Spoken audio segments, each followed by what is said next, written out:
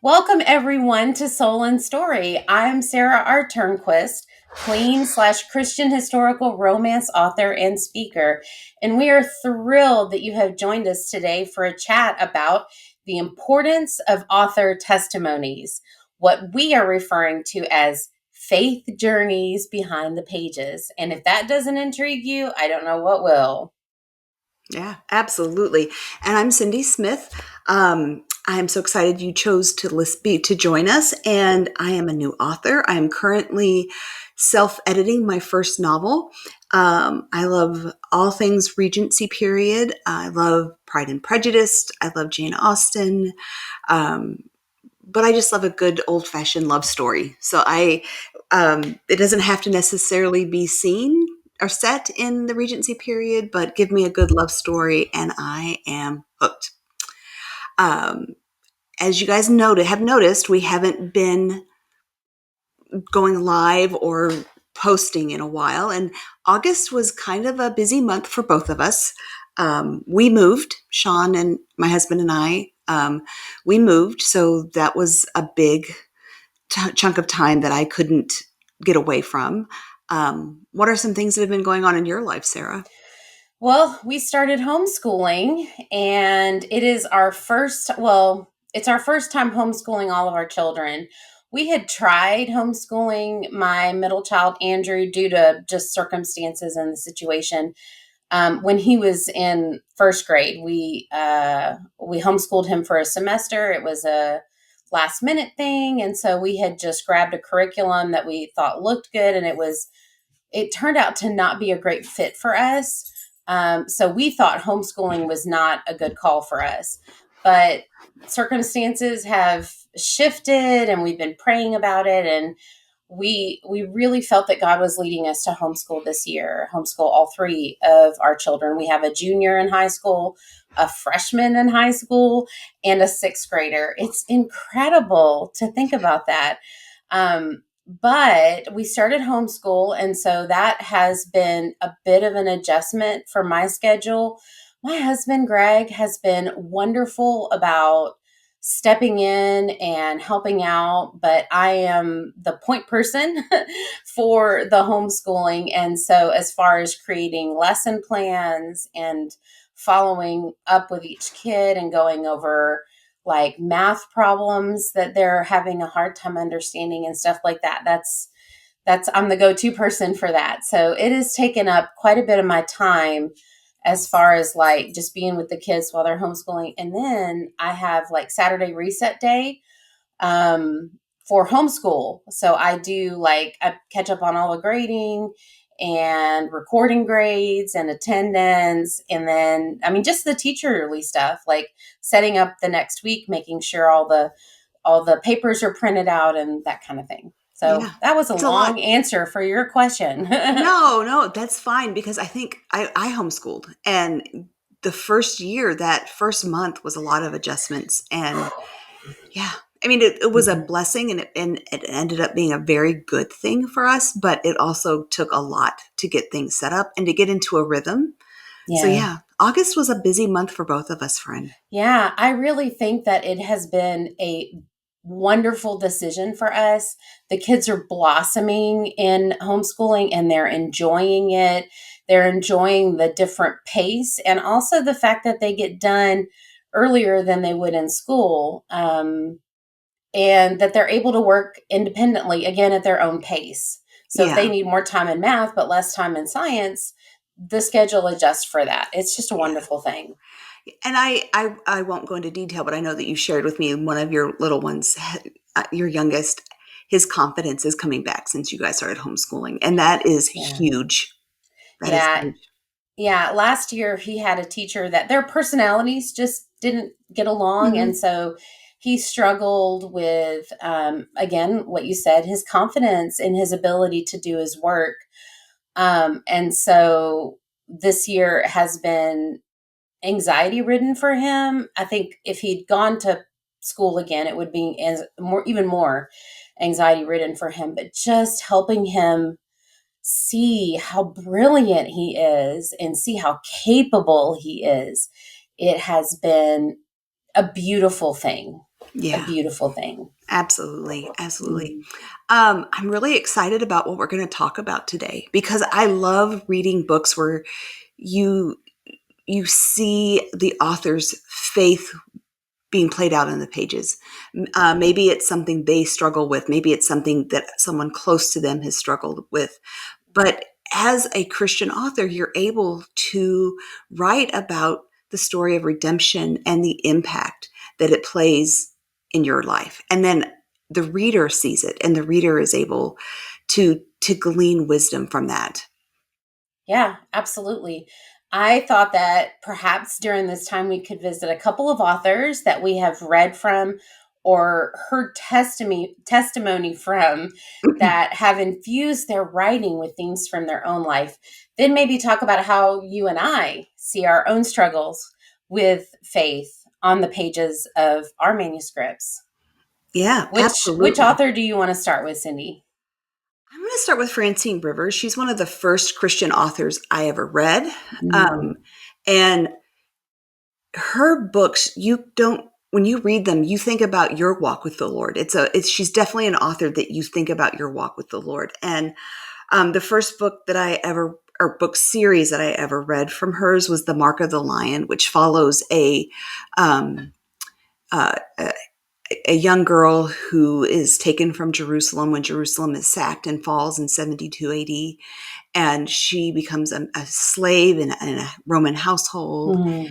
Um, and just, I'm rereading them since we started talking about this. I'm like, oh, I haven't read that in a long time. So I'm rereading it. And just at the beginning, you can see that without giving anything away, the lady's name is Hadassah. And just her grappling with, okay, Lord, I followed you.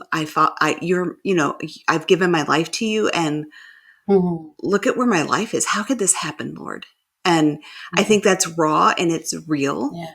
I think whenever we have things that happen in our life, sometimes it's very easy to say, okay, Lord, I follow you. I try to do what you call me to do, and look what is happening. So, Yeah. Yeah, talking about Francine Rivers, that her book, I know a lot of people have read this book and they've made a movie of it. But Redeeming Love, when I read that book, it was probably the first Christian fiction book that I read that I was like, that's me. Because as I was reading the book, and I think there are many Christians that have this experience with this piece of work, that you're like, the character, like, she is so, why is she doing that? Why is she longing to go back to that? She is so dumb.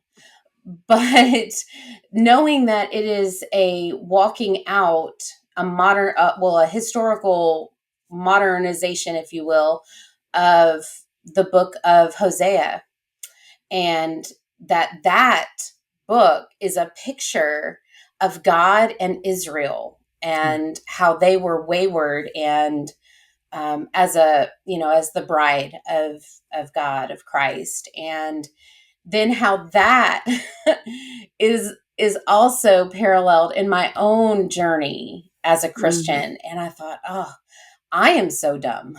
you know, the times that I step away and follow other things that are less important or less impactful, but they seem so important to me at the time. And so as I was calling her dumb in my head, I was like, oh, that's Yeah, me. absolutely. It makes me think of, just going back to what we know, what's Hmm. easiest in our lives, makes me think of a song by Sarah Groves, painting Hmm. pictures in Egypt. And the chorus is like, I've been painting pictures of Egypt, leaving out what they lacked. The future feels so hard and I want to go back. But the Hmm. places I used to go cannot fit, cannot fill places I used to go. Oh, I just lost my train of thought. Basically, the person I'm becoming in the Lord, that old way of life doesn't fit us anymore. Hmm. And I'm sorry, Sarah Groves, that I butchered that, but it's one of my Ah. favorite songs of yours. So if you're listening, no, but Mhm. it's easy to go back to what we Mhm. know. Um, 'Cause it feels comfortable. absolutely, God absolutely. God stretches us in a lot of ways as we journey with him, because his his um his design for us is to become more Christ-like. So we're going to have to stretch in directions that are very uncomfortable. And just like the Israelites, he was asking for their trust. Yeah. And that's uncomfortable for us as humans. We tend to want to control our situation and know all the answers, and God's just asking us to lean into him. And Yeah. that is very hard. Yes, So it is. going back to what we know, even if it was not ideal, it feels comfortable Absolutely. comparatively. Yeah. Absolutely. So what author do you like? Well, there's several that I like, but I thought for today I would discuss Ted Decker. He is very vocal about his testimony and about his faith journey. He talks about even how he utilizes fiction as a place to work out his salvation with fear and trembling. I love that. He talks about how we as authors Mm, create this fictive bubble in our story. And as our characters face questions that are hard and face journeys that are hard, we are wrestling with them. But mhm, we are wrestling, as in redeeming love, as I was just talking about, wrestling with our own reality and our own faith journeys. He takes questions that he has or is wrestling with, such as true forgiveness, and puts a character into that fictive bubble, into that story world, and has them work through something to find an answer to that question that he is seeking as much as his character is. mm. And it helps to edify the reader because the reader can search and find those answers as well. That's One beautiful. of Decker's favorite tensions is that fear enslaves and love frees. Mm, And it really does reflect on his own search for identity in Christ, as he says in interviews, and what it means to be a child of God. mm, Um, mm, he wrote a book called Girl Behind the Red Rope. I think he wrote it with one of his daughters. And it's about a small Tennessee, yeah, yeah. where we are, religious community that lives behind a literal red perimeter ruled by fear of the Fury until Mm, Grace, the character's actual name, dares to cross the line. So without giving anything away, that boundary, that red line, is the book's central metaphor for fear based religion and what that can look like. yeah. So it's just very interesting the way he works out that tension. Yeah. I love that. I love because I have anxiety and I Mm, can let fear real it does enslave. I've yeah. had periods in my life, and I think you have too, where the fear has kept me from living. Um, my husband's job took us overseas, and we would come back to the States every summer. And one time we went to a dude ranch in Mm, Texas, and um, the girls, like every time there was a ride, they were the girls, and they wanted to be out there on the horses, and so um, I stayed in the room one day just because I was so overcome by fear. mm, But when I rest in God's love, it frees me, and I love that yeah, picture. I love that. Um, absolutely. and I also see a lot of women. I think a lot of women struggle with that, and that fear can enslave us. Um, I I don't often read a lot of books with strong female characters, but when I do, I really admire them, and I find myself wanting to be like them. But yeah, I think that fear is something that enslaves us. And going back to redeeming love, you know, Angel had never known true love. Mm, Even when her was a little girl, she never knew true love. And so the decisions that she made to go back to that way of life was because she was afraid of what she could see was good for her. And isn't it amazing how we can see something as good for us, but we can be afraid of that. yeah, that's So so yeah. true. That's so true. And there are many other countless authors that put their faith journeys and struggles onto their characters and into the character arcs. I would say that a Christian author and even a secular author, a mainstream author, I should say, cannot help but to do that very thing.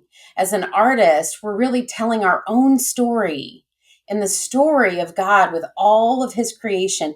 We're telling it in pieces and bits over and over and over again. The core of every story is especially romance, I think about, but even other genres as well. But we're telling the story of us and God, of redemption, of restoration. Isn't that what romance is all about?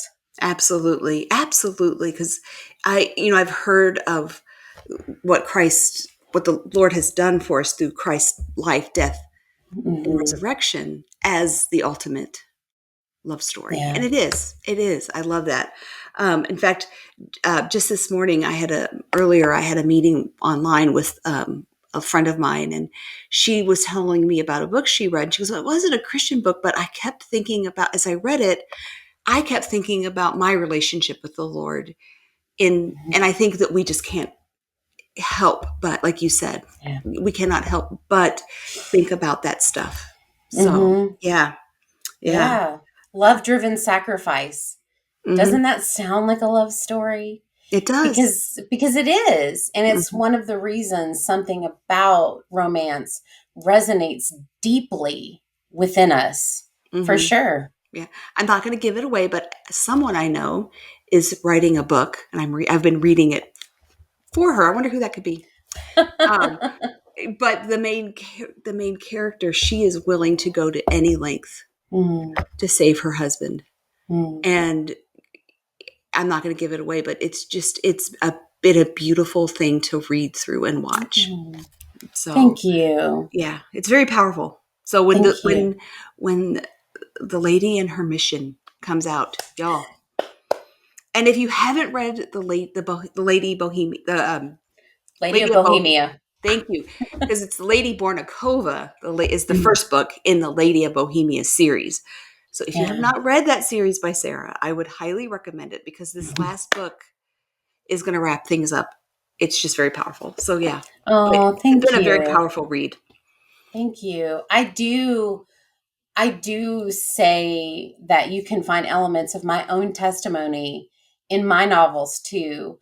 One of the characters in that series, the Lady of Bohemia, struggles through a depression in one of the books. Another character in another book loses his or her mother in the story.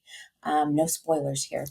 Yeah. And in the story, among the pages, there is so much in that main character's story that mirrors my own in places. So, what about you? Where can you see your story in your character's trials and struggles, Cindy? Yeah, I have always struggled with feeling that I don't quite fit the mold. The, Mm, you know, yeah. I moved around a lot growing up. And so I didn't grow up like in school. A lot of the kids, they grew up together. And it's amazing. I would live in Connecticut, and how kids dressed and behaved was one way. And then I would move back to Texas, and it was totally different. And so I Yeah. never felt like I fit in, or that I Mhm. was someone's first choice, because Mm, I never felt like I quite fit the mold. And I think the Cassie, who's the main female lead in the book I'm writing, um, she doesn't feel like she fits in. She doesn't feel like she fits the mold. And that she thinks that she's accepted herself for who God has made her, but she's learning that she quite doesn't. She doesn't quite mm, accept herself for who God has made her, and that she's fearfully and wonderfully made, and that He has created someone for her mm. to be their first choice. Does that make sense? Absolutely. And I have had the privilege of reading Cindy's story as she was writing it. And I think that Cassie's arc is just beautiful. Oh, It is such a sweet story. Just even her arc in and of itself, if you pulled it out of the novel, I think it is something that women will relate to. I think it's something that women need to see played out on the page, the faith struggle that she goes through, and that personal struggle that she goes through, Mm, there is definitely a part of me that wants to hide my struggles. yeah. But the larger portion of my heart and soul wants to live them out honestly so that others can find themselves there and feel seen. You Yes. know, we as a society are getting more aware of mental illness and depression and things like that. But I think that people that struggle in those places of anxiety and depression want to feel seen Hmm. and understood, because those things are so isolating. Even though it's such a rampant issue in our society, the evilness of it is that you feel like you're the only one. You Hmm. feel so alone, and the truth is that there are so many others that understand. But I think, like Hemingway says, that there's nothing to writing, all you do is sit at the typewriter and bleed. I Hmm. think it's important as artists, as writers, for us to do that in order to reach others in the midst of hardship that need that extra encouragement to seek God's face, to keep pushing through, to keep going, that it Hmm. is worth it and there is a prize at the end. Yeah, absolutely.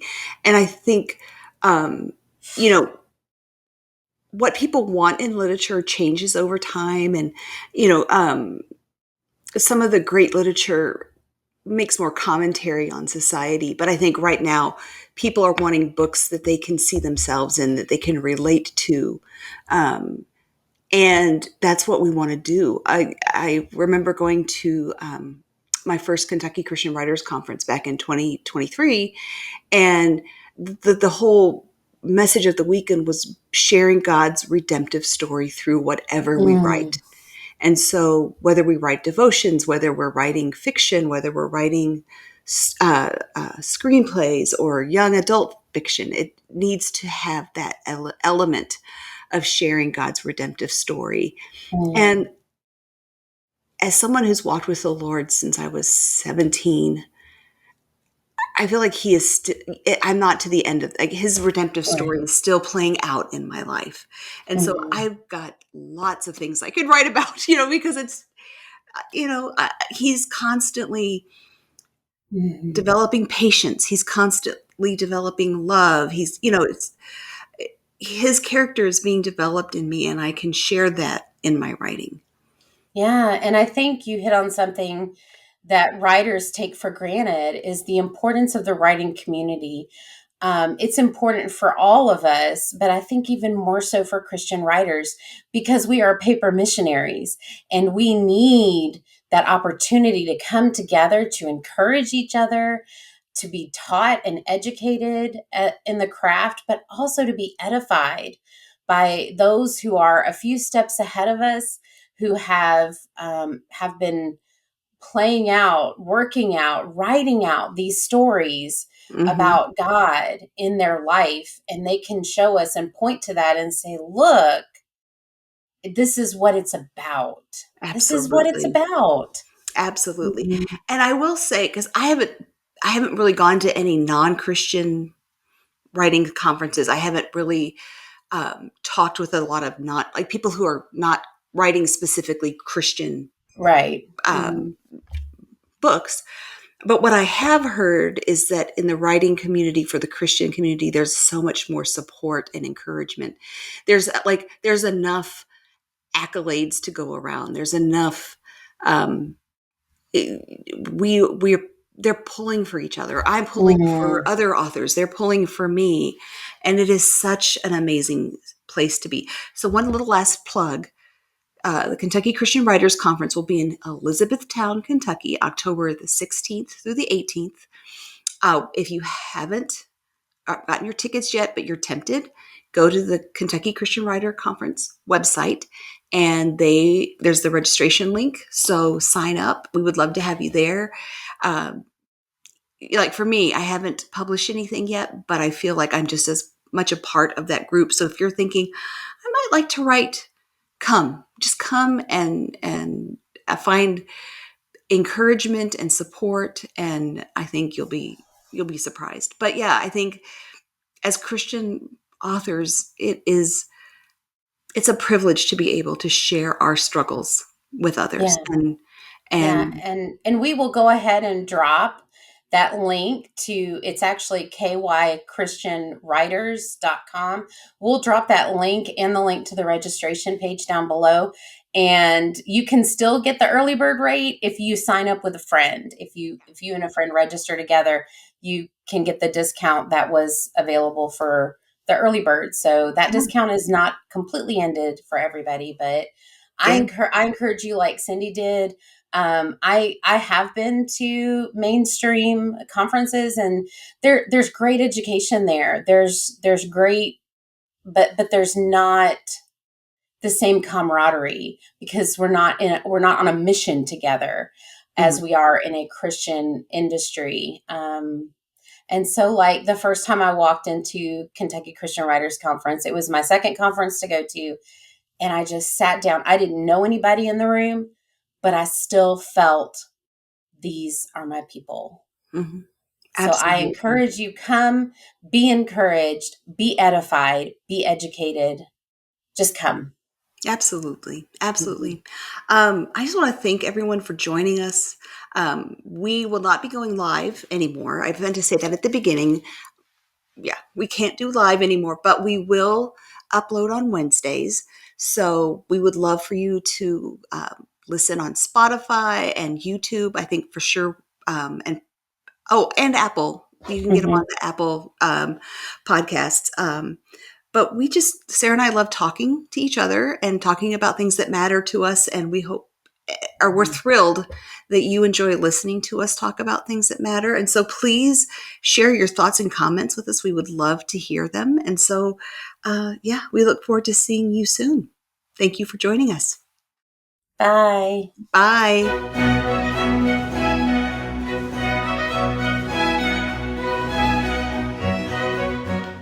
Thank you for listening.